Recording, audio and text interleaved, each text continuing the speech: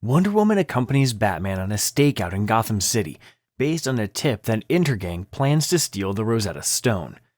As they wait, she notices many young couples together and soon starts to flirt with Batman. Regardless of how both of them feel for each other, all her attempts to flirt are rebuffed as Batman brings out the differences between them.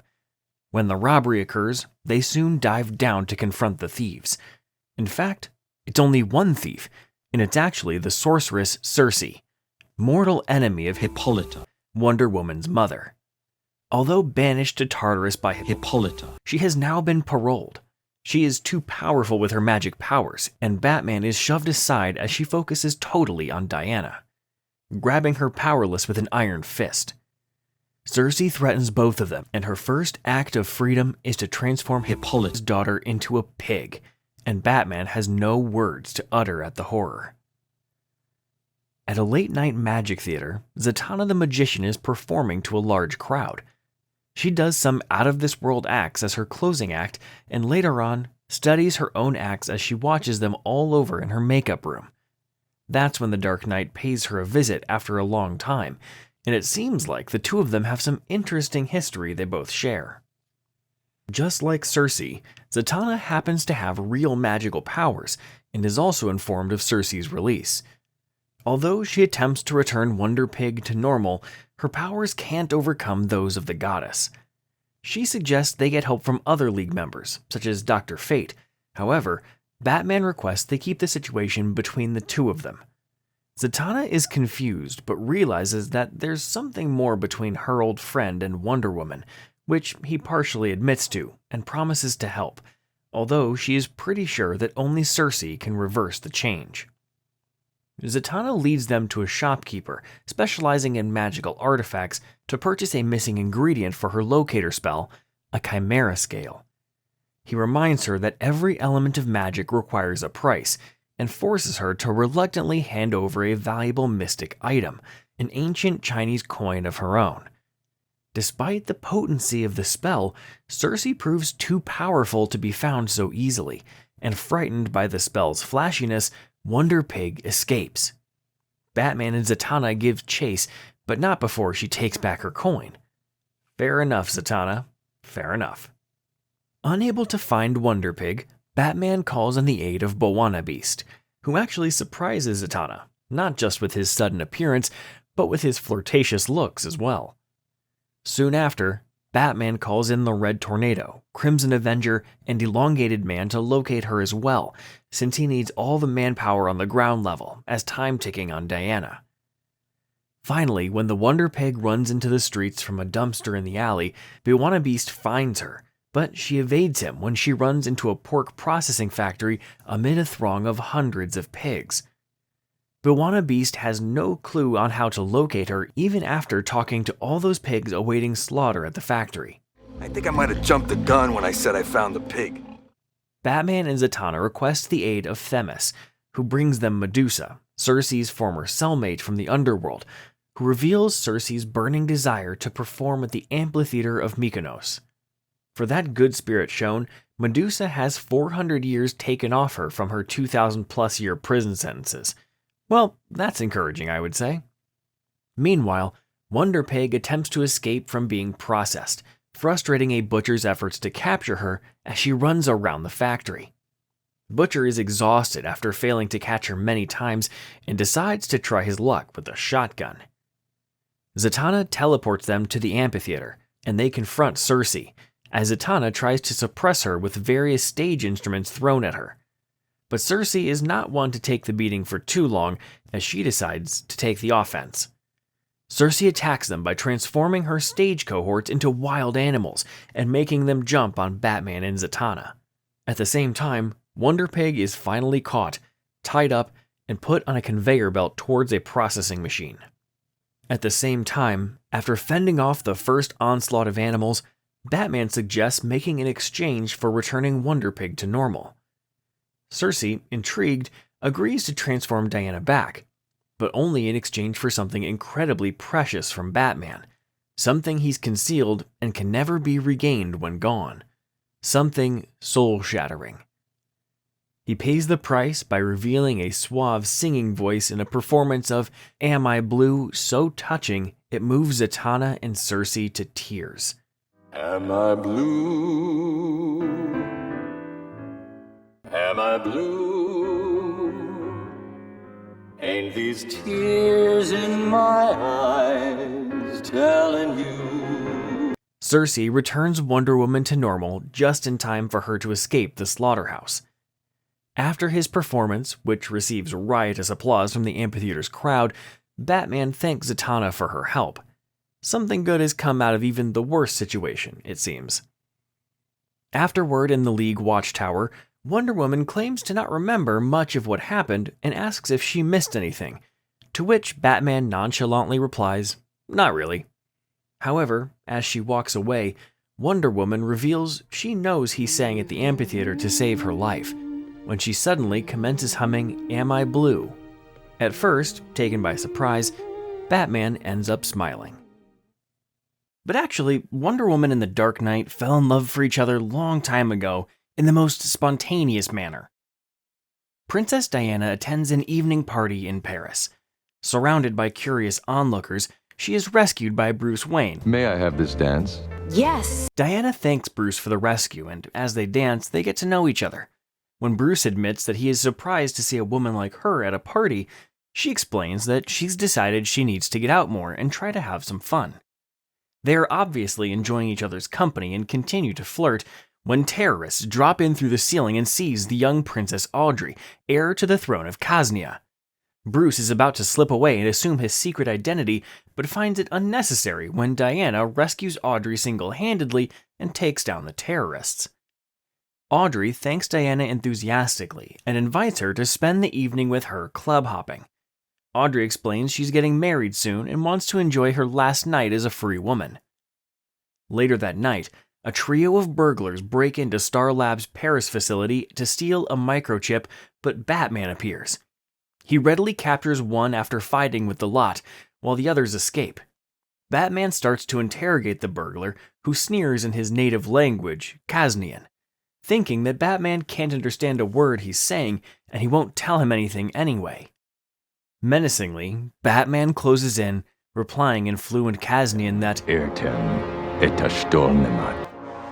As Diana accompanies Audrey as she shops throughout the city, Audrey decides to ditch her royal guard and enjoy a carefree night in the city with Diana.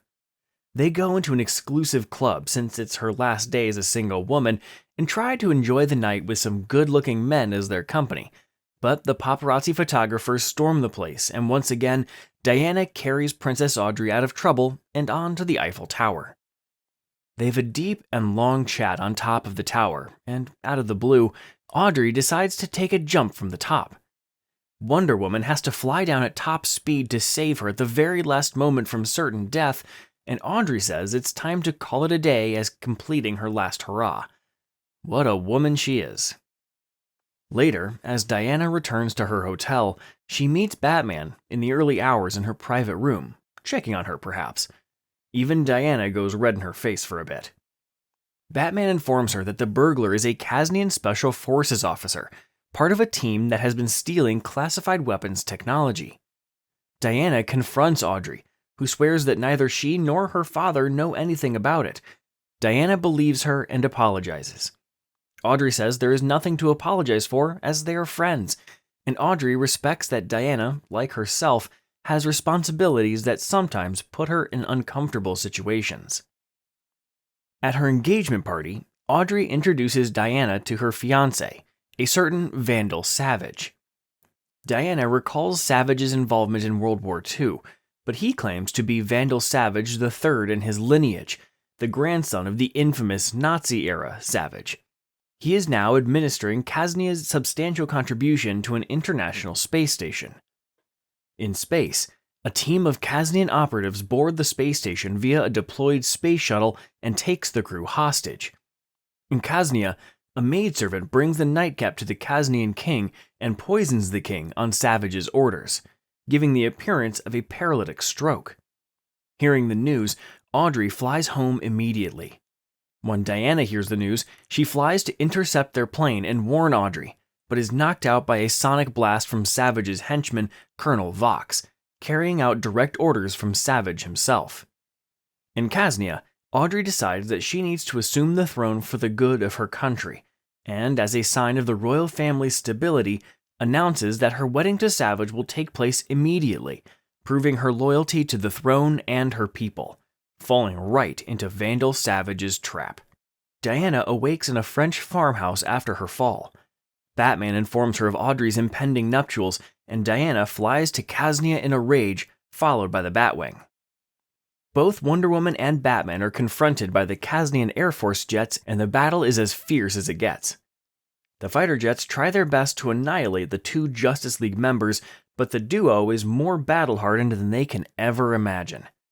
In a fight with Kasnia's military forces on the Kasnian grounds, Diana throws a tank through the wall of the palace chapel just as Audrey is getting married. As soon as Diana appears and objects to the marriage, she is incapacitated by Savage and taken prisoner. Feeling humiliated, Audrey refuses to listen to Diana's warnings. She then lawfully marries Savage. As they dance at a royal reception, Savage confides to her that though she only married him out of duty, his devotion to her is such that he wants to give her the whole world and may soon be doing just that. Audrey becomes queen, making Savage the de facto ruler of Kasnia. On her wedding night, Audrey wakes up to find Savage missing and goes around the castle in search of him. When she finds him, he immediately announces his plan via worldwide broadcast. An orbital railgun has been mounted on the space station, capable of firing asteroids at Earth with pinpoint accuracy, and to demonstrate, he fires one at the ocean, creating a tidal wave that sinks a U.S. Navy aircraft carrier group. Savage claims dominion over all the nations of the world. Seeing the broadcast, a Justice League team, The Flash, J'onn J'onzz, and John Stewart, head for the space station in the Javelin, but are shot down by the station's defenses, ordered by Savage himself once again. Audrey confronts her husband, calling him a lunatic like his grandfather. Savage chuckles and admits that he's the original Vandal Savage. Audrey says that is impossible. He'd have to be over a century old. Savage smiles and reveals that he is actually over 25,000 years old. He hasn't aged a day since a meteor crashed to Earth, bathing him in a strange radiation. As the only member of his prehistoric tribe brave enough to approach it, he was transformed, granted immortality, and a profound understanding of what he believes to be his destiny, to become the ruler of the world. Audrey, trying hard to maintain her sanity with all these generational jargons, reminds him that she is heir to the Kasnian throne, and Savage rejoins that he has taken advantage of that fact by marrying her and by poisoning the king. In a rage, Audrey rakes her fingernails across his face, but is stunned to see the scratches healing almost instantaneously, confirming his tale. Savage orders her own guards to drag her away and lock her in her room. In space, Green Lantern's ring has kept J'onn, Flash, and himself safe from the explosion. They board the station and fight to retake it. On Earth, Batman frees Wonder Woman after creating a distraction down in the dungeons, and both of them together free the Queen, who is locked away in her room. Soon after, with Audrey's help, they fight their way into the control center, knocking out Savage and his henchmen. Vox tries to incapacitate Diana again, but she resists long enough to knock him out by using Audrey's diamond earrings as impromptu earplugs. Batman knocks Savage out, but not before Savage initiates a meteor strike on France.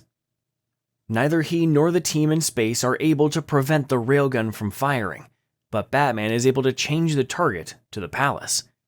He hits a fire alarm and uses the palace address system. While the conscious guards and servants flee, he and Diana evacuate Audrey, the unconscious guards, and the paralyzed king. The asteroid hits, with Savage still inside. In space, the rest of the League evacuates the space station, which then self-destructs. As Diana and Audrey inspect the ruins of the palace, Savage emerges from underneath the rubble, disheveled but completely unharmed, his broken bones snapping back into place. Audrey's guards seize him and drag him away, with Audrey promising that he will pay for his crimes. Vandal taunts her to do her worst, claiming that he can't be killed. She smiles coldly, promising to test his claim to the fullest. Diana teases Batman, saying they never finished their dance, hinting she knows who he is. Batman says he doesn't know what she's talking about.